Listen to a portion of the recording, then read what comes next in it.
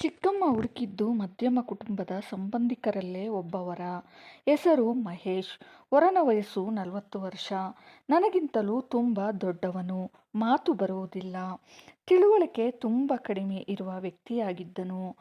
ಆತನಿಗೆ ಇದ್ದಿದ್ದು ತಾಯಿ ಒಬ್ಬಳೇ. ಆ ತಾಯಿಗೂ ಕೂಡ ತುಂಬ ವಯಸ್ಸಾಗಿತ್ತು. ಆದರೆ ಮನೆ, ಸ್ವಲ್ಪ ಜಮೀನು ಎಲ್ಲವೂ ಇತ್ತು. ಇದನ್ನು ನೋಡಿಯೇ ತಂದೆಯೂ ಕೂಡ ನನ್ನನ್ನು ಮದುವೆ ಮಾಡಲು ಒಪ್ಪಿಕೊಂಡಿದ್ದರು. ಆದರೆ ಆತನಿಗೆ ಯಾವುದೂ ತಿಳಿಯುತ್ತಿರಲಿಲ್ಲ. ಎಲ್ಲವೂ ತನ್ನ ವಯಸ್ಸಾದ ತಾಯಿಯೇ ನೋಡಿಕೊಳ್ಳುತ್ತಿದ್ದಳು. ಚಿಕ್ಕಮ್ಮನಿಗೆ ಬೇಗ ಮದುವೆ ಮಾಡಿ ನನ್ನನ್ನು ಆಚೆ ಹಾಕುವ ಹಂಬಲವಿತ್ತು. ಆದರೆ ನನಗೇನೋ ಇನ್ನ ಓದುವ ಮನಸ್ಸಿತ್ತು. ಆದರೆ ಅಪ್ಪನೂ ಕೂಡ ಚಿಕ್ಕಮ್ಮನ ಮಾತಿಗೆ ಸರಿ ಎಂದಾಗ ನನ್ನ ಇಷ್ಟ ಕಷ್ಟ ಯಾರಿಗೂ ಬೇಕಾಗಿರಲಿಲ್ಲ. ಮದುವೆ ಕೂಡ ನಡೆದು ಹೋಯಿತು. ನಾನು ತವರು ಮನೆಯಿಂದ ಅತ್ತೆ ಮನೆಗೆ ಬಂದೆ. ಅಲ್ಲಿ ನನಗಾಗಿ ಇದ್ದಿದ್ದು ಅತ್ತೆ ಮತ್ತು ನನ್ನ ಗಂಡ ಮಾತ್ರ. ನನ್ನ ಗಂಡನಿಗೆ ನಾನು ಯಾರೆಂದು ಸರಿಯಾಗಿ ತಿಳಿದಿರಲಿಲ್ಲ. ಅದು ನನಗೆ ಸ್ವಲ್ಪ ದಿನಗಳ ನಂತರ ತಿಳಿಯಿತು. ಇದು ಅತ್ತೆಗೂ ಕೂಡ ಗೊತ್ತಿತ್ತು. ಯಾಕೆಂದರೆ ಅತ್ತೆಗೆ ಮಗನ ತಿಳುವಳಿಕೆ ಬಗ್ಗೆ ತುಂಬ ಚೆನ್ನಾಗೇ ತಿಳಿದಿತ್ತು. ಮತ್ತೆ ನನ್ನ ಬಳಿ ಹೇಳಿದಳು, ನಿನ್ನ ಗಂಡನನ್ನು ನೀನು ಸರಿಯಾಗಿ ತಿದ್ದಿಕೋ. ಅವನಿಗೆ ಏನೂ ತಿಳಿಯುವುದಿಲ್ಲ. ಅವನಿಗೆ ಚಿಕ್ಕಂದಿನಿಂದಲೂ ನಾನೇ ಎಲ್ಲವೂ ಹೇಳಿಕೊಡುತ್ತಿದ್ದೆ. ಅವನ ದೇಹ ಬೆಳೆಯಿತೇ ಹೊರತು ಅವನ ಮನಸ್ಸು ಮಾತ್ರ ಈಗಲೂ ಮಗುವಿನ ಹಾಗೆ. ಹಾಗಾಗಿ ನೀನು ಕೂಡ ನಿನಗೆ ಹೇಗೆ ಬೇಕೋ ಹಾಗೆ ಅವನನ್ನು ಬದಲಾಯಿಸಿಕೋ ಮಗಳೇ ಎಂದು ಪ್ರೀತಿಯಿಂದಲೇ ಹೇಳಿದಳು. ಇದನ್ನು ಕೇಳಿ ನನಗೆ ಕೋಪ ಬಂತಾದರೂ ಏನು ಹೇಳದೆ ಸುಮ್ಮನಾದೆ. ಏಕೆಂದರೆ ವಿಧಿಯೇ ನನ್ನ ಹಣೆಬರಹದಲ್ಲಿ ಬರೆದಿರುವಾಗ ನಾನು ಮಾತ್ರ ಏನು ಮಾಡಲಿ. ಹೀಗೆ ಸ್ವಲ್ಪ ದಿನ ಕಳೆಯಿತು. ನಂತರ ಬದುಕಿಗಾಗಿ ಏನಾದರೂ ಮಾಡಬೇಕೆಂದುಕೊಂಡೆ.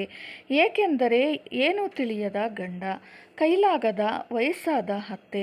ಈಗ ದುಡಿಯಬೇಕಾಗಿರುವುದು ನನ್ನ ಜವಾಬ್ದಾರಿ. ಏನು ಮಾಡುವುದೆಂದು ಯೋಚನೆ ಮಾಡಿದೆ. ನನಗೇನೋ ಯಾವ ಕೆಲಸವೂ ಸರಿಯಾಗಿ ತಿಳಿಯದು. ಆದರೂ ಪರವಾಗಿಲ್ಲ, ನಾನು ಏನಾದರೂ ಕೆಲಸ ಮಾಡಿ ದುಡಿಯಬೇಕೆಂದುಕೊಂಡೆ. ಆಗಲೇ ಅತ್ತೆಯ ಬಳಿ ತೋಟದ ಕೆಲಸಕ್ಕೆ ಆಳು ಬೇಕು ಎಂದು ಹೇಳಿದರು. ನಾನೇ ಹೋಗಲು ನಿರ್ಧಾರ ಮಾಡಿ ಅತ್ತೆಗೆ ಹೇಳಿ ಕೆಲಸಕ್ಕೆ ಹೋಗುತ್ತಿದ್ದೆ. ಬೆಳಗ್ಗೆ ಹೋದರೆ ಸಂಜೆ ಬರುವುದು. ತೋಟದ ಮಾಲೀಕರು ಯಾವ ಕೆಲಸ ಹೇಳಿದರೂ ಅದು ಮಾಡಬೇಕಾಗಿತ್ತು.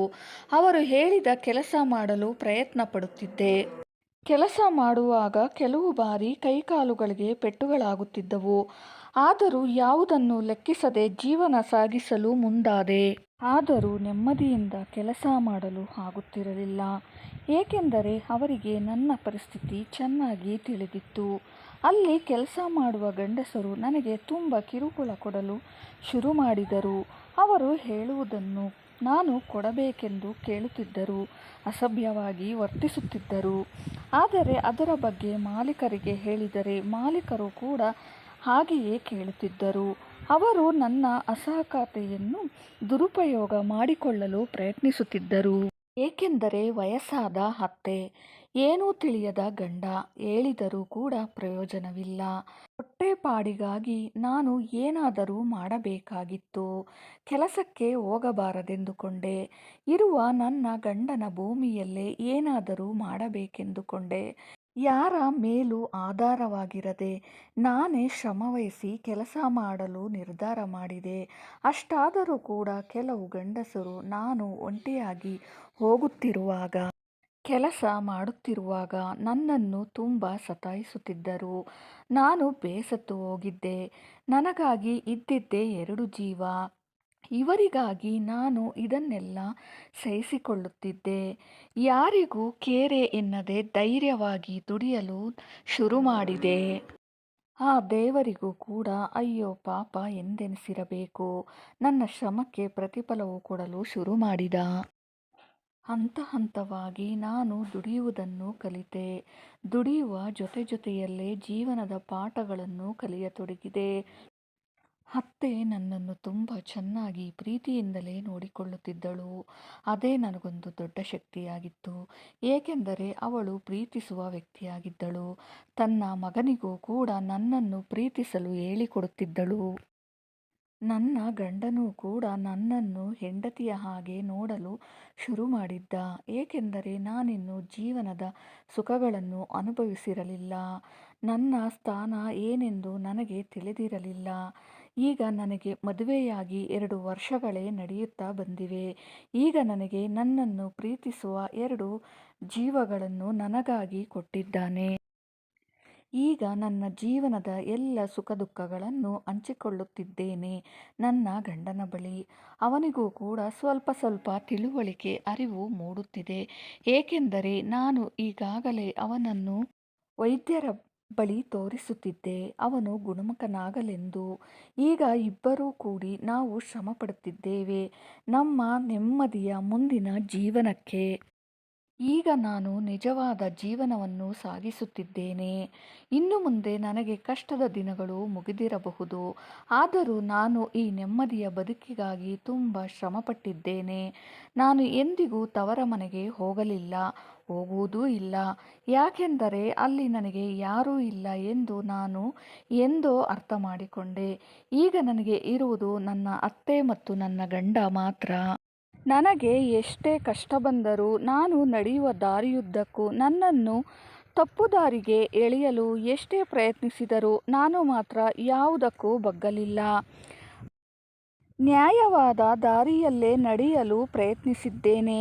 ಇನ್ನು ಮುಂದಿನ ಜೀವನವು ಎಷ್ಟೇ ಕಲ್ಲು ಮುಳ್ಳುಗಳಿಂದ ಕೂಡಿದ್ದರೂ ನನ್ನ ಗಂಡನ ಜೊತೆಯೇ ನಡೆಯುತ್ತೇನೆ.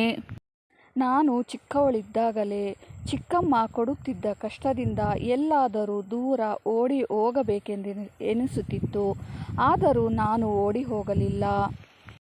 ಮದುವೆಯಾದ ನಂತರ ಜೀವನ ಸಾಕು ಮಾಡಿಕೊಳ್ಳಬೇಕೆನಿಸಿತು. ಆದರೂ ಧೃತಿಗೆಡಲಿಲ್ಲ. ನನ್ನ ಜೀವನವನ್ನು ಹೇಗಾದರೂ ಮಾಡಿ ಸುಂದರಗೊಳಿಸಬೇಕೆಂದುಕೊಂಡೆ. ನಾನು ನನ್ನ ಗಂಡನನ್ನು ತುಂಬ ಪ್ರೀತಿಸುತ್ತೇನೆ, ನನ್ನ ಅತ್ತೆಯನ್ನು ಕೂಡ. ನನ್ನ ಜೀವನ ಈಗ ಸುಖವಾಗಿ ಸಾಗುತ್ತಿದೆ. ಮುಂದಿನ ನನ್ನ ಮಗುವಿಗಾಗಿ ಕಾಯುತ್ತಿದ್ದೇನೆ. ನನ್ನ ಮಗುವಿನ ಬಗ್ಗೆ ಹೆಚ್ಚಿನ ಆಸೆಗಳನ್ನು ಇಟ್ಟಿದ್ದೇನೆ. ಇದಕ್ಕಾಗಿ ನೀವು ಕೂಡ ಹಾರೈಸಿ.